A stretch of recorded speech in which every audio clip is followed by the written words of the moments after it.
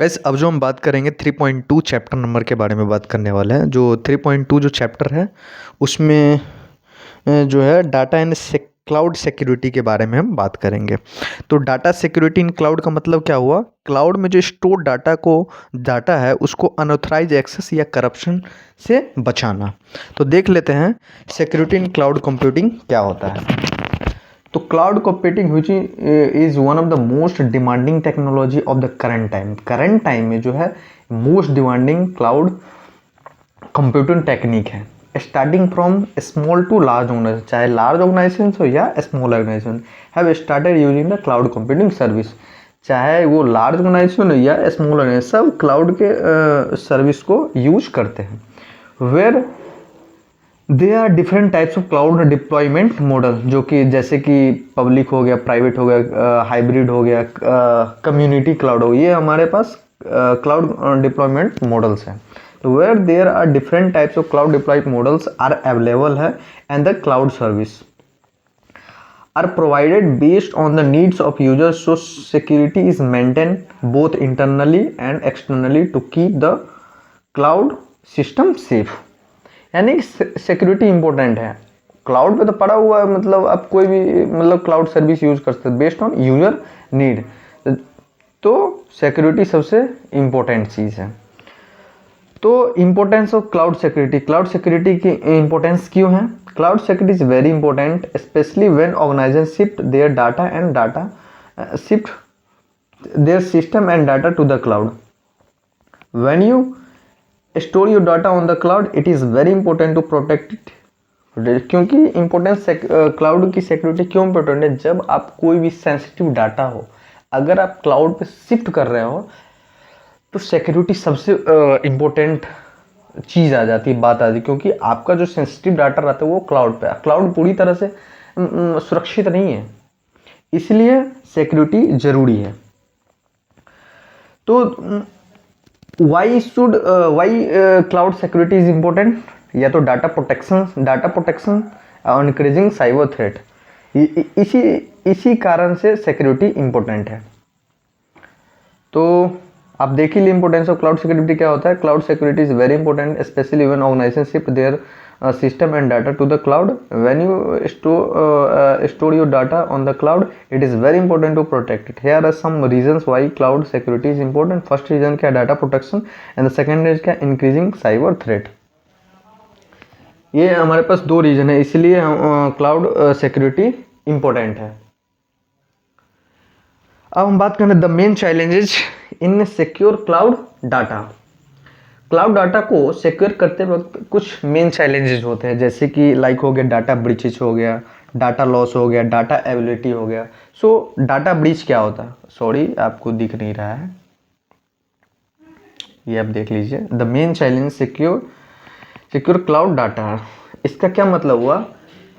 जब cloud data को secure करते वक्त कुछ मेन चैलेंजेस होते हैं, like data breaches, data loss and data availability. Data breach क्या होते हैं? सेंसिटिव डाटा को अनऑथराइज यूजर से बचाना, preventing unauthorised people from accessing sensitive data. Data loss क्या होता है? डाटा को एक्सीडेंटल या इंटेंशनल लॉस से बचाना, प्रोटेक्टिंग डाटा फ्रॉम एक्सीडेंटल और इंटेंशनल लॉस। डाटा अवेलेबिलिटी क्या होता है? ये इंश्योर करता है कि डाटा हमेशा अवेलेबल रहे जब ज़रूरत हो, चाहे सिक्योरिटी ब्रीच हो या सिस्टम फेलियर हो, यानी कि हरदम डाटा अवेलेबल रहना चाहिए। तो जब हम डाटा क्लाउड को सिक्योर करते दिए मेन चैलेंजेस आते हैं, जो कि इस प्रकार हैं। Strategies for cloud data security. First strategies क्या है डाटा को सिक्योर करने के लिए? Encryption, access control and the backup and recovery. Encryption क्या होता है? Encryption data when it is stored या तो एट रेस्ट और being transferred to prevent unauthorised access. First क्या है? इंक्रिप्शन है। इंक्रिप्शन से हम डाटा को सिक्योर कर सकते हैं, यानी कि ओनली फॉर वही बंदा समझ सकता है जिसको वो कोड पता हो। इंक्रिप्शन में क्या होता है ना, वो जो डाटा होता है ना एक बाइनरी फॉर्मेट या एक स्पेशल पैटर्न में कन्वर्ट हो जाता है, और वो पैटर्न क्या करता है, ऑब्वियसली फिर वो उस पैटर्न के बारे में अनऑथराइज यूजर को पता नहीं होगा। उस पैटर्न के बारे में ओनली उसी यूजर को पता होगा जिसको वो पैटर्न पता होगा। किसे, इनक्रिप्टिंग डाटा का, और वो यहाँ से एक्सेस कर सकते हैं। तो इनक्रिप्शन के जरिए भी हम डाटा को सिक्योर कर सकते हैं, क्लाउड डाटा को।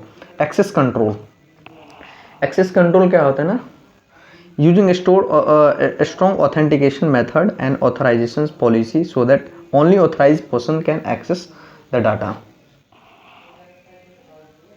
यानी कि स्ट्रॉन्ग ऑथेंटिकेशन मेथड और ऑथराइजेशन पॉलिसी इंप्लीमेंट करना ताकि सिर्फ ऑथराइज लोग ही डाटा को एक्सेस कर सके। थर्ड क्या है, backup and recovery. Backup and recovery क्या होता है ना, रेगुलर डाटा बैकअप लेना, ताकि अगर डाटा लॉस्ट भी हो जाए तो उससे रिकवर किया जा सके।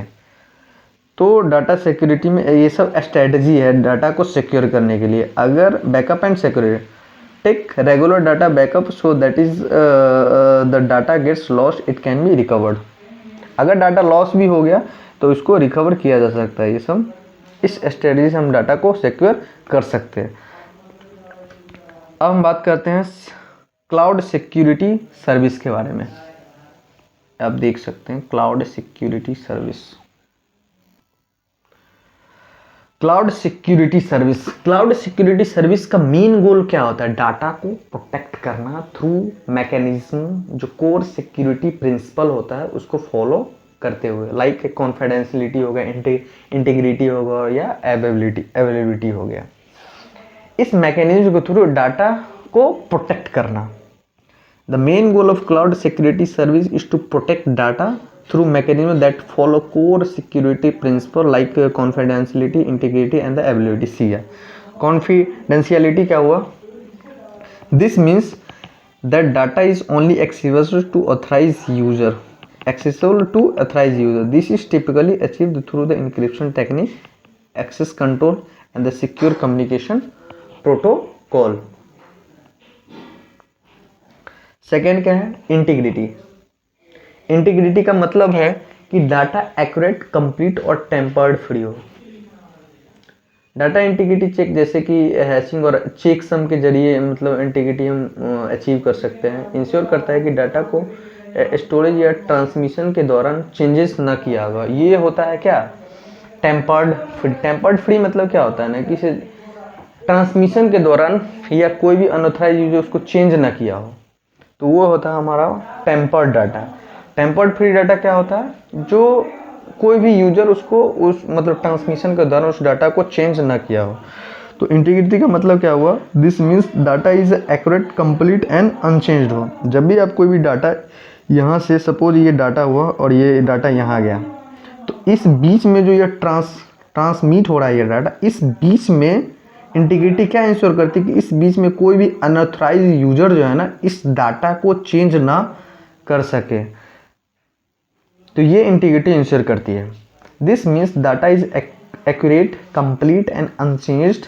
Data integrity checks such as the hashing and checksums are used to verify that the data hasn't been tampered with during storage और ट्रांसमिशन। इस हैचिंग और चेक सम्स के थ्रू कोई मैकेनिज्म है, एक मैकेनिज्म, उसके थ्रू ये चेक करती है कि जो हमारा डाटा है ये फुली कंप्लीट है कि नहीं। जो हमारा डाटा वहाँ से भेजा गया है और ये जो यहाँ पर डाटा हमारा रिसीव हो रहा है वो डाटा वही सेम डाटा है या नहीं, इंटीग्रिटी ये इंश्योर करती है। अब अवेलेबिलिटी का क्या मतलब हुआ, इसका मतलब है कि डाटा और सर्विस हमेशा अवेलेबल हो जब उनकी ज़रूरत हो। क्लाउड प्रोवाइडर अपनी सिस्टम को रिडंडेंट सिस्टम और लोड बैलेंसिंग से सेटअप करते हैं ताकि डाटा को कॉन्स्टेंटली एक्सेसिबल रखा जाए। यानी कि एबिलिटी का मतलब क्या है कि कोई भी अगर डाटा यहाँ पे स्टोर है ना तो इसको रिडंडेंट डाटा कहीं और भी स्टोर करके रखता है, क्योंकि अगर यूजर को उस डाटा को अगर ज़रूरत पड़ी तो अगर ये सपोज यहाँ से वेबसाइट अगर यहाँ से सपोज क्रैश हो गई तो ये रिडंडेंट डेटा आपका रखा हुआ है कहीं, वहाँ से वो ला के आपको दे देगा। तो this means the data and the service are always available when they are needed. Ability focus on making sure user can access their data and the application anytime without delay. System don't crash or go down when they are needed the most. जब आपको system don't crash और go down when they are needed और needed the most, जब आपको ज़्यादा ज़रूरी हो तो उस डाटा को देना मतलब एबिलिटी ये इंश्योर करती है कि चाहे सिस्टम क्रैश हो, आपको अगर डाटा मतलब चाहिए तो वो कहीं से भी ला के देगा, इसलिए वो रिटर्न डाटा कहीं पे स्टोर करके रखती है वर्चुअल स्पेस में। Even if there is failure like a server problem, a backup system quickly takes over. तो जब भी क्रैश होगा या कोई भी फेल्योर होगा तो बैकअप से वो डाटा आपको डायरेक्ट क्विकली ला के आपको दे देता है। तो ये अवेलेबिलिटी के बारे में ये थी कुछ पॉइंट। नेक्स्ट टॉपिक है secure cloud software requirement. Data cloud software, cloud based software रहता है, उसको सिक्योर करने के लिए क्या क्या रिक्वायरमेंट है। तो secure cloud software requirement are the security rules and the some feature that must be include while building software that runs on the cloud to keep data and the system safe.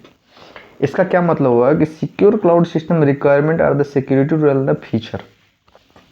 जब भी आप data cloud based जो data होता है उसको secure करने के लिए कुछ रूल्स है, कुछ फीचर है। जब भी आप अगर सॉफ्टवेयर बिल्ड कर रहे हो तो ये रिक्वायरमेंट, कुछ रूल्स या फीचर की रिक्वायरमेंट होती है जब आप कोई भी सॉफ्टवेयर आप बिल्ड कर रहे हो। That runs on the cloud to keep data and session, ताकि जब आप उस सॉफ्टवेयर जो आप बिल्ड जो आपने जो सॉफ्टवेयर बिल्ड किया, अगर उसको आप क्लाउड पे अगर उसको रन कराओ तो पूरी तरह से वो सिस्टम सेफ हो। मेन रिक्वायरमेंट क्या क्या है? फर्स्ट है authentication. Authentication is the first requirement, क्योंकि only the right user should to able to log in. Only वही यूजर लॉग इन कर सकता है जिसको पूरा कुछ पता हो, आईडी पासवर्ड जो कुछ भी हो। ऑथेंटिकेशन यानी कि अनऑथराइज यूजर उसको लॉग इन ना कर सके। Authorisation, user should only access data that are allowed to. Authorisation one of the most requirement है जब आप सॉफ्टवेयर को डेवलप कर रहे हो तब। ऑथराइजेशन क्या हुआ? User should only access data that are allowed to. Only for वही डाटा यूजर को अलाउ करेगी उसके पास एक्सेस है। जैसे कि यूनिवर्सिटी में अब क्या होता है, एक वेबसाइट पे क्या होता है, आप अपना रोल नंबर मतलब या कुछ जो स्पेसिफिक चीज़ है या मार्क्स आप देख सकते हो, या अटेंडेंस क्राइटेरिया, मतलब जो कुछ भी अकाउंट देख सकते हो, कितना मैंने पे किया। ऐसा नहीं कि मतलब कि जितने भी फीचर्स है उस वेबसाइट पे आप देख सकते हो, एक्सेस कर सकते हो। कुछ क्राइटेरिया मतलब कुछ डाटा है उतना ही तक आप उसको देख सकते हो। Data encryption, all data must be logged so no one can read it without permission. Secure backup, in case of failure there should be safe copies of data, क्योंकि रिडंडेंट डाटा किसी भी सर्वर पर पड़ा रहता है। User privacy, the software must follow privacy rule. अब types of cloud computing security control के बारे में बात करने वाले हैं। Cloud security control are mechanisms और major to protect cloud based system. So types of cloud computing security control यानी कि क्लाउड बेस्ड जो भी एप्लीकेशन है उसको कैसे कंट्रोल किया जा सकता है, उस सिक्योरिटी कंट्रोल कैसे किया जा सकता है। इस तरीके से कंट्रोल किया जाता है: deterrent control, preventive control, detective control and the fourth है कोरेक्टिव कंट्रोल।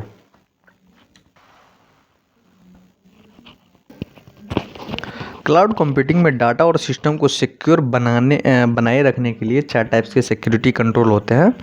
फर्स्ट क्या है? Deterrent control, preventive control, detective control and the corrective control.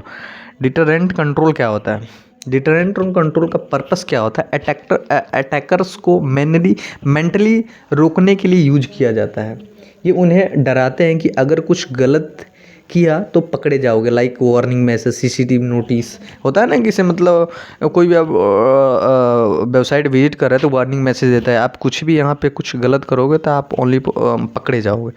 तो इसीलिए फर्स्ट कंट्रोल ये है कि deterrent control, it is use to mentally stop to attackers, they are afraid that they do something wrong they will get caught, like a warning message and the CCTV notice. Second क्या, preventive control. Preventive control में क्या होता है कि system में to stop an attack before it happens by fixing vulnerabilities, यानी कि attack होने से, to stop an attack before it happens by fixing, system जो होता है ना या कोई भी सॉफ्टवेयर होता है उसको अटैक होने से पहले ही कुछ उसकी जो कमजोरियाँ होती है उसको पहले ही फिक्स कुछ कर दिया जाता है, या स्ट्रॉन्ग पासवर्ड लगा के या फायरवॉल लगा के या सिक्योरिटी कोडिंग लगा के। सेकेंड था प्रिवेंटिव कंट्रोल। प्रिवेंटिव कंट्रोल में क्या था, जो भी उसको लगेगा कि ये यहाँ पे कमजोरी है इस सॉफ्टवेयर, मतलब ये क्रैश हो सकती, मतलब इस सॉफ्टवेयर में सिक्योरिटी कुछ इशू हो सकती है, तो उसकी जो कमजोरी उसको लगा, यानी कि अटैक होने से पहले जो उसको कमजोरी लगा उसको रोकने के लिए या तो स्ट्रॉन्ग पासवर्ड लगा देगा या फेयरवेल्स लगा देगा या तो सिक्योरिटी कुछ कोडिंग टाइप का कुछ लगा देगा। नेक्स्ट है कोरेक्टिव कंट्रोल। कोरेक्टिव कंट्रोल में क्या होता है, जब अटैक हो जाता है तब ये कंट्रोल एक्टिवेट होता है सिस्टम को वापस नॉर्मल स्टेट में लाने के लिए, जैसे कि like example data recovery tool, backup, restore, ये एग्जांपल थे। तो व्हेन एन अटैक अकर्स, जब अटैक हो जाता है, दीज कंट्रोल्स जो कोरेक्टिव कंट्रोल है तब ये जाके एक्टिवेट होता है and bring the system back to the normal step, like backup, restore, data recovering tool. जो थर्ड था वो हमारा था, इसमें लिखा नहीं है, भूल गए हैं, डिटेक्टिव कंट्रोल। डिटेक्टिव कंट्रोल तब, डिटेक्टिव कंट्रोल का मतलब क्या हुआ, जब जो अटैक को पकड़ते हैं, इसका पर्पस क्या, अगर कोई सपोज गलत एक्टिविटी हो रही है तो ये उसको डिटेक्ट करते हैं, ये रियल टाइम मॉनिटरिंग के लिए होते हैं, like network monitoring tool, audit logs, ये डिटेक्टिव कंट्रोल हुआ। सिक्योर क्लाउड सॉफ्टवेयर टेस्टिंग ये टॉपिक है, इसका क्या मतलब हुआ। सिक्योर क्लाउड सॉफ्टवेयर टेस्टिंग का मतलब है क्लाउड में चलने वाले सॉफ्टवेयर का टेस्टिंग करना ताकि उसमें कोई अगर सिक्योरिटी वीकनेस ना हो। ये टेस्टिंग इंश्योर करती है कि सॉफ्टवेयर हमारा डाटा लीक ना करे, अनऑथराइज एक्सेस ना हो, अटैक से सेफ हो। तो सिक्योरिटी क्लाउड सॉफ्टवेयर सिस्टम क्या है, secure cloud software testing refers to testing cloud-based application to identify and fix security weakness. The goal is to ensure that the software is safe and secure. Types of testing.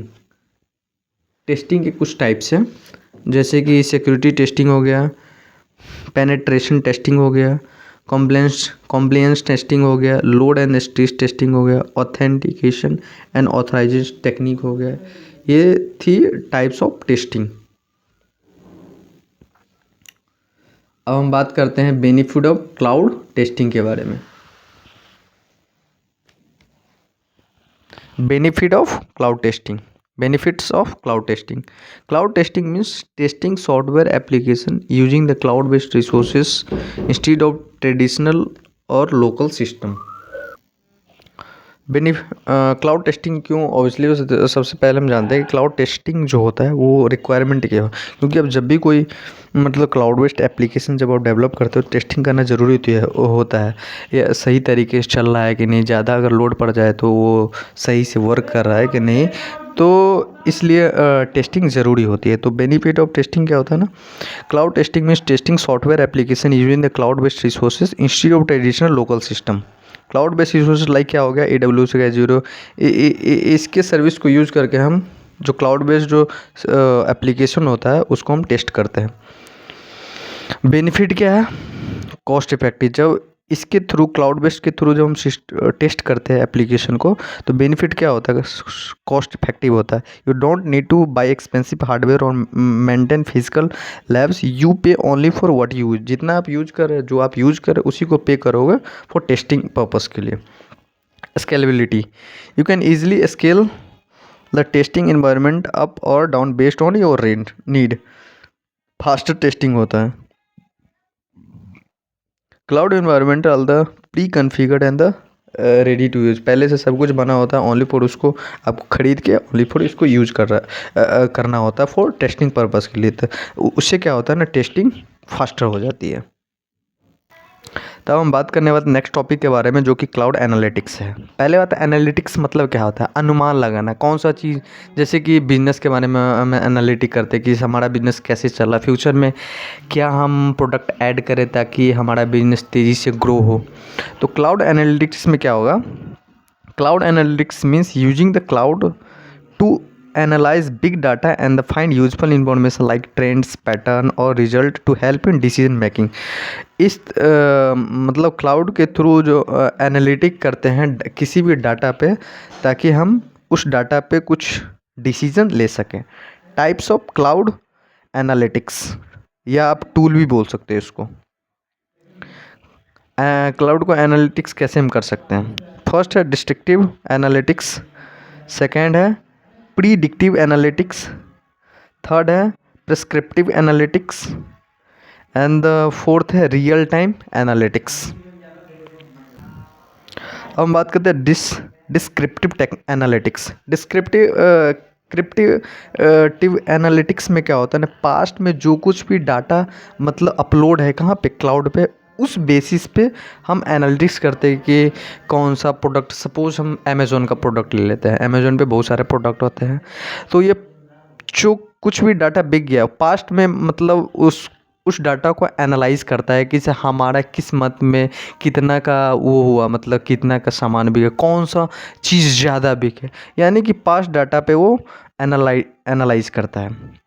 Predictive analytics जो future में analyse करता है। Predictive analytics में क्या हो, जो future में analyse करता है। सपोज अमेज़ोन पास्ट डाटा के बिहेव पे वो एनालाइज कर लेता है कि सपोज पास्ट डाटा में क्या हुआ, किसी ये तो पास्ट डाटा में ये तो पता लग ही जाता है कि से मतलब इस ईयर्स में ये ज़्यादा प्रोडक्ट बिका, इतने का सेल हुआ, तो उसी बेस पे फ्यूचर में एनालाइज करता है कि से ये सपोज ये प्रोडक्ट बनाएंगे जो कि फ्यूचर में ज़्यादा बिक सकता है, तो ये फ्यूचर के लिए एनालिटिक करता है।